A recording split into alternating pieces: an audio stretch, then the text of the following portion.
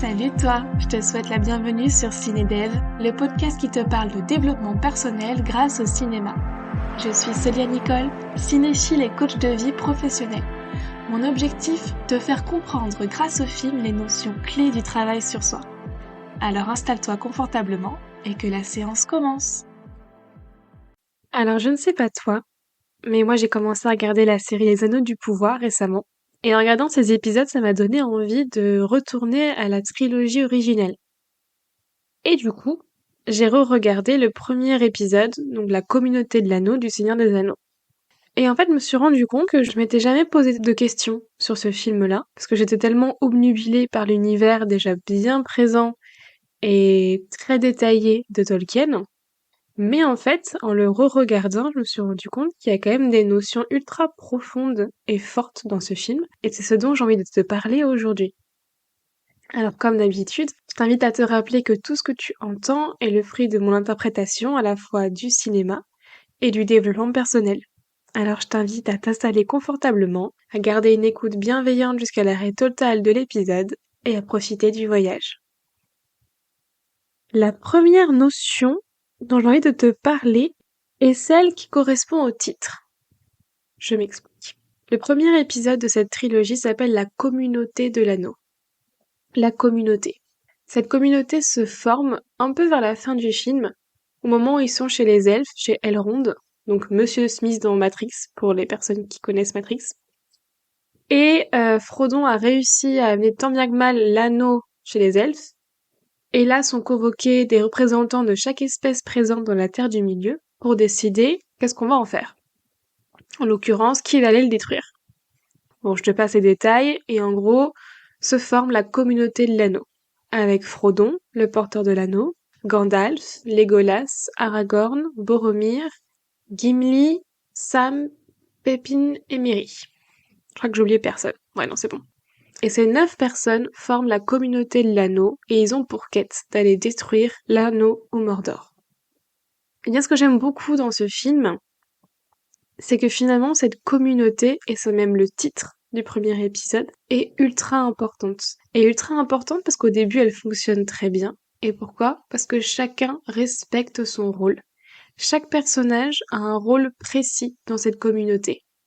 Et il ne va pas, pour le moment en tout cas au début, chercher à empiéter dans le territoire de l'autre ou chercher à se dévaloriser par rapport à un autre membre de l'équipe. Parce que chacun a son rôle. C'est-à-dire que on ne peut pas demander à Gimli, qui est le nain avec sa hache ultra drôle, d'être aussi balèze en magie que Gandalf. C'est pas possible, c'est pas son rôle. Lui, son rôle, c'est d'être un nain. Comme Legolas. Legolas, on va pas lui demander d'être un hobbit. Ça servirait à rien, en fait. Et il se détruirait, lui, à essayer de correspondre à ce qu'il n'est pas. Et cette communauté fonctionne au départ parce que c'est ce qui se passe. Mais à partir du moment où un des personnages cherche à prendre le rôle de l'autre, et là je vais parler de Boromir. Alors Boromir, c'est le chevalier blond du Gondor, qui d'ailleurs meurt à la fin de ce film-là. Donc c'est vers la fin du film quand Boromir tente de prendre l'anneau à Frodon. Il s'est fait contaminer par l'anneau, il ne pense plus très clairement, toutes ses blessures sont revenues à la surface. Bref, il tente de prendre la place de Frodon. Donc Frodon forcément refuse, sauf que en fait, en commettant cet acte, Boromir, il commet une sorte de trahison dans la communauté, et du coup elle se brise. À partir de ce moment-là, Frodon et Sam ils partent de leur côté, Merry et Pépine ils se font kidnapper par les orques, donc bon, ils sont de l'autre côté. Boromir il meurt, Gandalf il a déjà disparu, et il reste Aragorn, Legolas et Gimli qui partent à la recherche des hobbits. Donc la communauté elle est légèrement brisée. Alors, je te parle de ça, pas pour te réexpliquer tous les personnages du Seigneur des Anneaux 1, parce que concrètement, dans ta vie, à part pour la culture générale, tu t'en fous. Je t'explique ça parce que je veux rapprocher ça au syndrome de l'imposteur. Qu'est-ce que c'est le syndrome de l'imposteur? En général, ça touche les personnes, beaucoup d'auto-entrepreneurs ou de créateurs. Tu veux proposer, tu veux créer, tu veux montrer au monde, sauf que tu n'oses pas, parce que tu te sens un imposteur. Tu te sens pas légitime, pas assez fort, pas assez cultivé, pas assez préparé pour proposer ce que tu as à proposer. Et donc, tu ne le fais pas. Et pourquoi tu ne le fais pas? Parce que tu vas te comparer. Tu vas te comparer à d'autres personnes qui sont dans le même milieu que toi et tu vas te dire: «Oh, mais cette personne, elle sait déjà faire ça. Ah, mais de toute façon, ce qu'elle propose est déjà tellement mieux que moi. Qui suis-je pour aller proposer une version moins bonne? Ça sert à rien. Autant que je reste dans mon lit ou que je continue dans ma petite bulle et que j'arrête de me faire des idées parce que de toute façon, ça ne va pas fonctionner.» Bref, tout un tas de pensées ultra positives et entraînantes pour te faire avancer. Eh bien, je trouve que quand on a le syndrome de l'imposteur, on peut se référer à ce film-là pour se rappeler le principe de base et qui est que chaque personne a son rôle dans la vie. Chaque personne est unique. Chaque personne a sa mission ou ses missions, sa vocation, son moyen d'expression unique à elle-même. Donc tu ne peux pas te comparer, tu peux pas te restreindre en essayant de correspondre à quelqu'un d'autre parce que c'est sûr que tu ne réussiras pas. Tu ne pourras jamais être quelqu'un d'autre que toi. Et tu ne pourras jamais être parfait selon l'idée que la société t'inculque de la perfection. J'ai tiré une carte récemment, parce que j'adore tirer les cartes. Et la carte que j'ai tirée, je viens d'y penser, c'est la progression et non la perfection. Eh bien, c'est ça, en fait. Te rappeler que tu es en progression, tu es en constante évolution, tes projets sont en constante évolution. Rien ne sera jamais parfait, parce que ça n'existe pas la perfection. Par contre, ça sera en progression. Et je pense sincèrement que quand tu crées quelque chose, quand tu montes un projet qui vient du fond du cœur, de ton cœur, qui est aligné avec toutes tes valeurs, avec tout ce que tu es, et que tu as vraiment en tête de faire quelque chose de bon et bienveillant pour le monde, tu ne peux pas te tromper. C'est-à-dire qu'il y aura toujours quelqu'un qui sera là pour l'entendre, qui aura besoin de l'entendre. Et en oubliant ça, en oubliant ton unicité, le fait que tu es une personne extraordinaire déjà là et que ce que tu proposes peut aider plein de gens, eh bien, au lieu d'apporter du bien, tu contribues dans un sens à ce que la situation reste comme ça, à ce que les personnes que tu aurais pu aider grâce à ce projet-là ne soient pas aidées. Et du coup, elles ne reçoivent pas l'aide dont elles auraient besoin pour elles avancer. Donc finalement, c'est pas te rendre service de ne pas agir, de subir ce syndrome de l'imposteur, parce que, premièrement, toi, tu te prives d'une expérience ultra enrichissante sur tous les domaines de ta vie pour avancer, évoluer dans tes projets perso et pro. Mais en plus, tu prives les personnes à qui sont destinés ce projet de recevoir cette aide, de recevoir ton appui, de recevoir tout ce dont elles ont besoin ou envie de recevoir de toi. Alors c'est dommage de se priver et de priver le monde de ce que tu as à offrir par peur de ne pas correspondre, de ne pas être assez comme quelqu'un d'autre.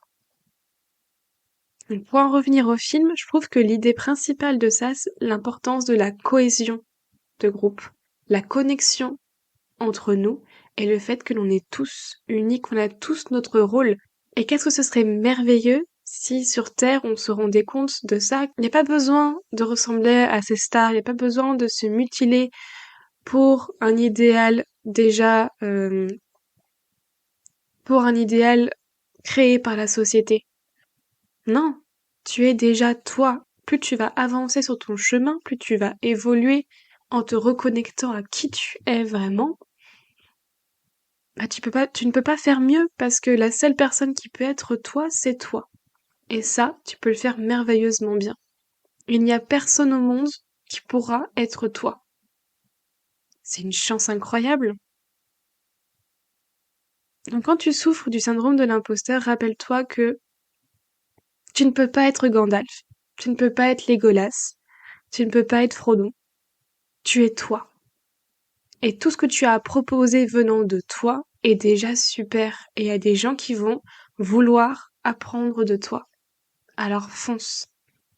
Ça marche pour tout le monde. Moi, je sais que c'est un truc qui me touche personnellement en tant qu'auto-entrepreneur / artiste de temps en temps, mais fonce, créons, osons et communiquons entre nous.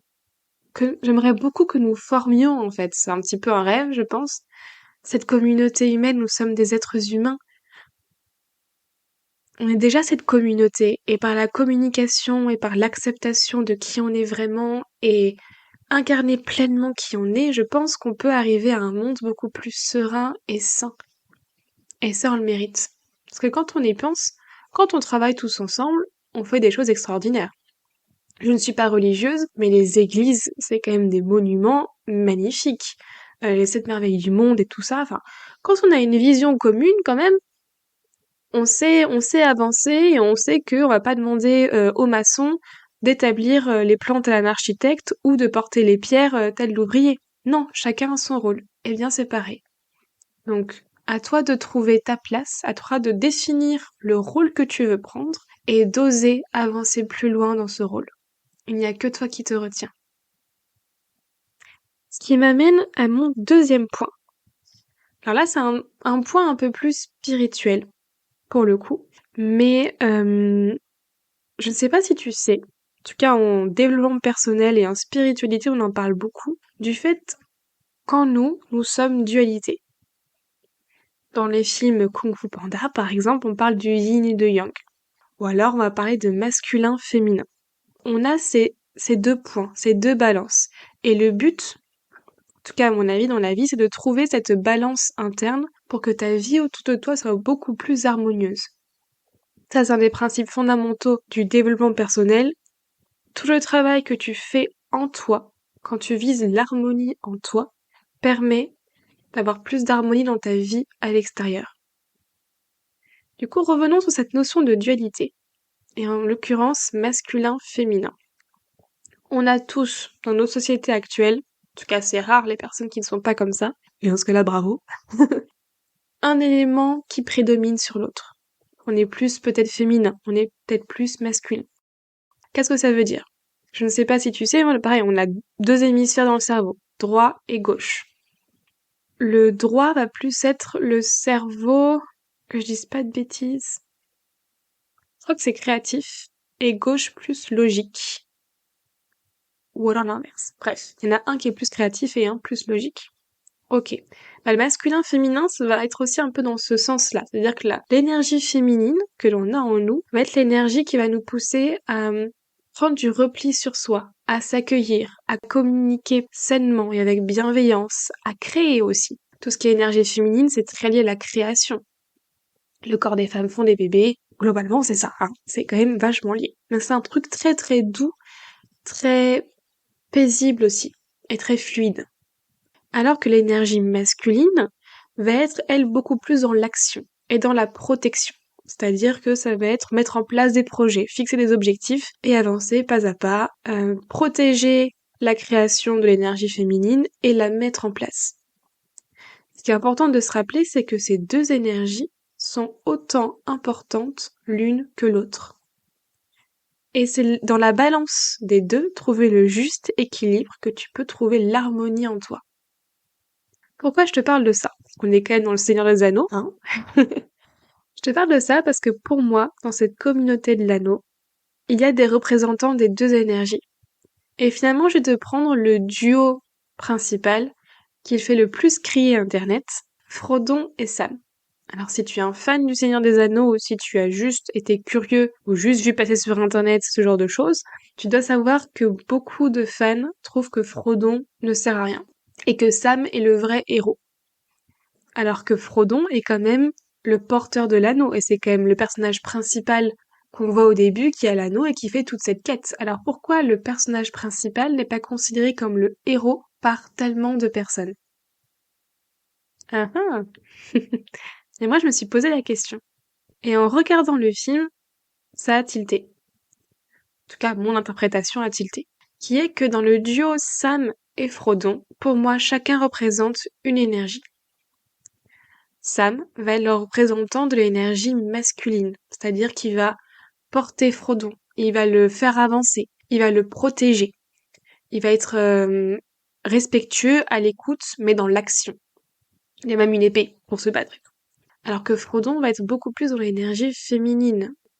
Ce n'est pas le défenseur de l'anneau, c'est le porteur de l'anneau. Comme une femme porte un enfant, par exemple. Et donc il va plus couver l'anneau, le protéger mais avec beaucoup plus de douceur et de bienveillance. Il va être très dans le repli sur soi. D'ailleurs, l'anneau oblige ce genre de repli parce qu'il va essayer de contaminer tes pensées, tes émotions. Du coup, tu as besoin d'être vraiment à l'écoute de ce qu'il se passe dans la fluidité pour pouvoir accueillir tout ce pouvoir. Donc on aurait Sam, énergie masculine, et Frodon énergie féminine. Et ce qui est très curieux et très intéressant, c'est que donc le monde entier trouve que Sam ressemble plus à un héros, selon la définition du héros, que Frodon. Et ça, c'est parce que pendant des années, l'énergie féminine était reniée. On était sous domination énergie masculine, qui était qu'il fallait que ça avance, qu'il fallait qu'il y ait des faits. Tout ce qui était émotion était considéré comme de la faiblesse, que ce soit chez les femmes ou chez les hommes. Bref, je vais pas refaire toute l'histoire, vous la connaissez. Et du coup, l'énergie féminine a été perçue comme quelque chose de faible. Alors que c'est une énergie ultra importante. Elle est aussi importante que le masculin. Je vais pas dire plus parce que c'est pas vrai, mais elle est primordiale aussi. Sans énergie féminine, bah, ça mène quand même au chaos, quoi.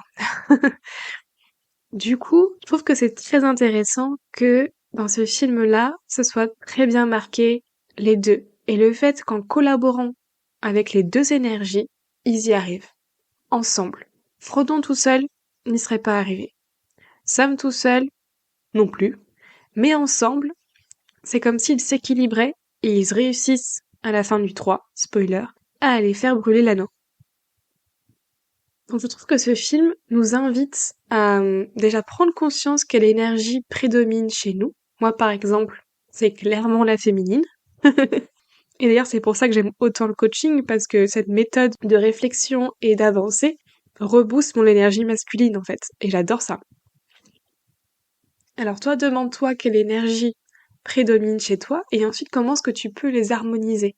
Est-ce que tu vas trouver une activité qui va te laisser plus prendre du temps pour, par exemple, je sais pas, pour énergie féminine, ce serait balade dans la nature, du journaling, quelque chose de fluide, quelque chose de doux, quelque chose de bienveillant.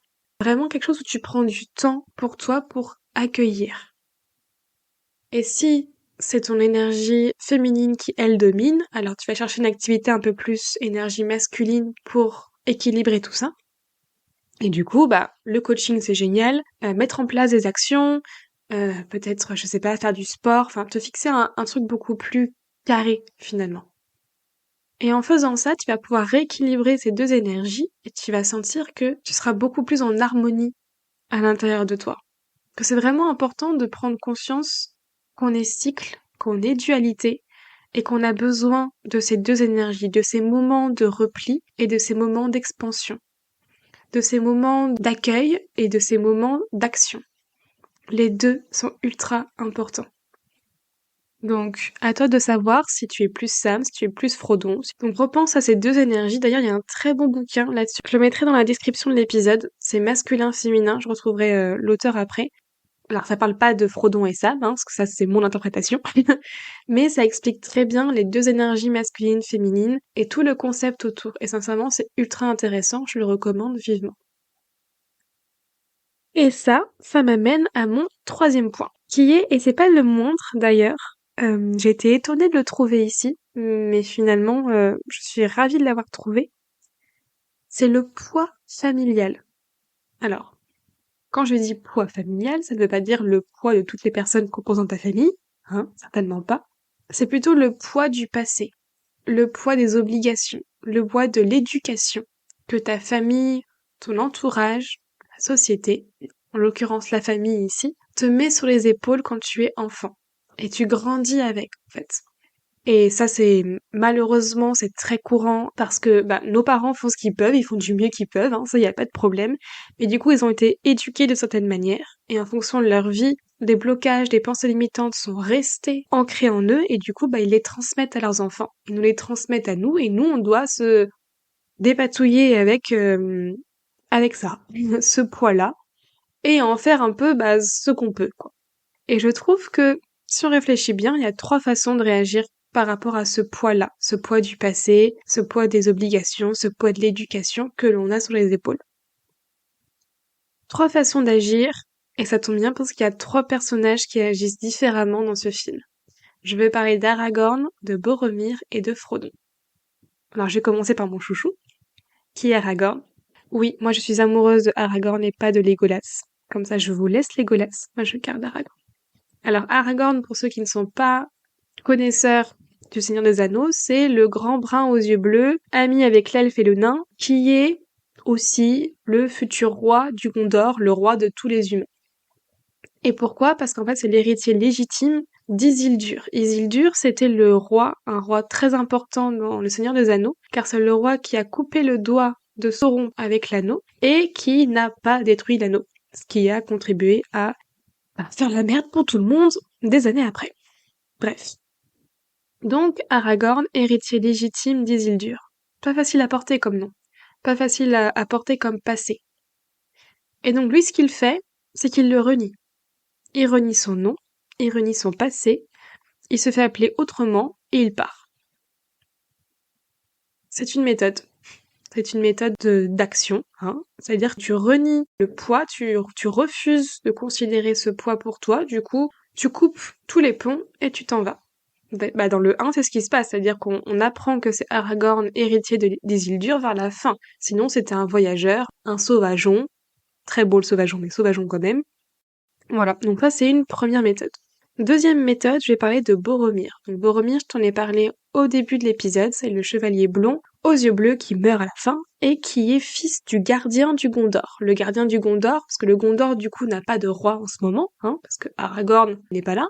Du coup, il a un gardien. Et ce gardien, il éprouve des difficultés en ce moment avec le mal qui reprend possession de la Terre du Milieu. Et du coup, il compte sur Boromir, son fils aîné, pour restituer la splendeur du Gondor. Donc Boromir a été éduqué avec cette pression-là, qui fait qu'il faut qu'il soit quelqu'un avec beaucoup d'honneur, avec beaucoup de bravoure, avec des actions qui mènent à restituer le Gondor resplendissant et merveilleux, etc., etc. C'est beaucoup de pression. C'est beaucoup de pression pour un enfant, c'est beaucoup de pression pour un homme, et ça crée des blessures. Quand un parent a autant de projets définis et pesants qu'il met sur les épaules d'un enfant, cet enfant il grandit avec. Il va grandir aussi avec des blessures, avec des pensées limitantes, avec des blocages. Parce que forcément, à un moment donné, il va se dire je ne suis pas assez. Il y a sûrement cette pensée-là de je ne suis pas assez en tant que moi, du coup je dois faire des choses incroyables pour me faire aimer par mes parents, par exemple. Ça, ce serait une idée de pensée limitante ou de blessure qui est là. Bref. Et Boromir, pourquoi est-ce qu'il meurt dans ce film-là? Parce que finalement, il essaye de faire du mieux qu'il peut pour la gloire du Gondor et de son père, mais il meurt quand il essaye de prendre l'anneau à Frodon. Alors, le Frodon ne le tue pas, hein, pour ceux qui ne l'ont pas vu, c'est pas comme ça qu'il meurt vraiment, mais c'est ce qui a déclenché ça, c'est-à-dire que l'anneau qui lui contamine les esprits a perçu les blessures et les blocages dans Boromir et s'en est servi. Donc Boromir s'est fait contaminer et a voulu prendre l'anneau à Frodon. Il s'est retenu heureusement, mais donc du coup, les blessures l'ont fait agir d'une manière qui a détruit la communauté, qui a détruit l'harmonie et qui a fini par le faire tuer par des orques. Bon, spoiler un petit peu en retard, je suis désolée, et voilà comment il meurt. Donc si on résume ça, la deuxième façon d'agir par rapport à ce poids familial, c'est de le subir. C'est-à-dire de le porter sur ses épaules, pas trop savoir comment s'en dépatouiller, mais on subit ce poids. Et donc on va essayer d'avancer, à un moment donné, ce poids il se fait de plus en plus lourd. Et si on ne le travaille pas, si on ne cherche pas à s'alléger et à déposer quelques valises par terre, eh bien on finit par casser. Et c'est ce qui se passe avec Boromir. Et ça m'amène à la troisième façon de réagir. Et là, pour le coup, j'ai parlé de Frodon et de Bilbon. Alors Frodon, le héros, hein, et Bilbon, c'est son oncle. Enfin, en simplifié, c'est son oncle. Et c'est lui qui avait trouvé l'anneau, et qui le transmet à Frodon. Donc là, pour le coup, la charge familiale est assez symbolique, c'est un anneau. Qu'est-ce que fait Frodon? C'est-à-dire qu'il a l'anneau, au début, il le refuse. Ok, logique, il le met de côté, ça ne me regarde pas, je refuse. Ensuite, Gandalf lui dit, bon écoute, t'es mignon, mais va quand même falloir l'amener chez les elfes, donc tu te débrouilles, tu l'amènes aux elfes, et après on n'en parle plus. Donc, il l'amène aux elfes en n'ayant pas trop le choix, il réussit tant bien que mal sans se faire trop tuer, et là, quand se forme la communauté de l'anneau, qu'est-ce qu'il se passe? C'est lui qui décide de reprendre l'anneau pour l'amener au Mordor. C'est lui qui prend cette décision. Donc, et ça c'est très très fort, c'est-à-dire que le poids familial qu'il a subi pendant une partie du film, là il décide de le reprendre, mais de le reprendre à sa manière. Et de faire les choses à sa manière. Donc en fait, dans la vie de tous les jours, quand on n'est pas un hobbit qui vit dans la Terre du Milieu, c'est prendre conscience de la charge mentale ou du poids familial qu'il y a, qui est présent sur tes épaules. Déjà en prendre conscience, ensuite travailler dessus et se dire ok, c'est là, de toute façon j'ai été élevée comme ça, très bien. Maintenant qu'est-ce que je fais? Eh bien je vais essayer de m'alléger. Donc je vais le faire ça à ma manière. Donc j'accepte l'entièreté de mon passé et du passé de ma famille parce que, de toute façon, c'est le passé, c'est ce qui s'est passé. On ne peut pas le changer. Par contre, je refuse que ça conditionne mon futur.